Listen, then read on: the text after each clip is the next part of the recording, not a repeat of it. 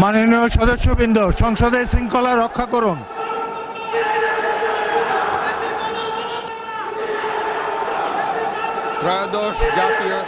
ত্রয়োদশ জাতীয় সংসদের প্রথম অধিবেশনে রাষ্ট্রপতি মোহাম্মদ শাহাবুদ্দিনের ভাষণকে কেন্দ্র করে বিরোধী দল প্রতিবাদ করে অধিবেশন হল থেকে ওয়াকআউট করেন।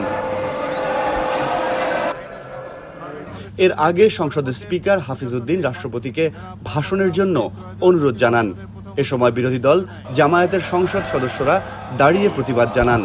তাদের হাতে প্ল্যাকার্ড দেখা যায়। প্ল্যাকার্ডে জুলাই নিয়ে গাদ্দারি চলবে না, জুলাইয়ের সঙ্গে বিশ্বাসঘাতকতা বন্ধ করো সহ বিভিন্ন স্লোগান লেখা রয়েছে। স্পিকার এ সময় সবাইকে শান্ত থাকতে আহ্বান জানান।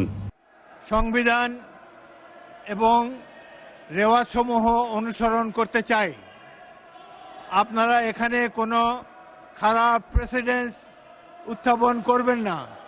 দয়া করে আপনাদের আসনে বসুন এবং মহামান্য রাষ্ট্রপতির ভাষণ শোনার জন্য অপেক্ষা করুন।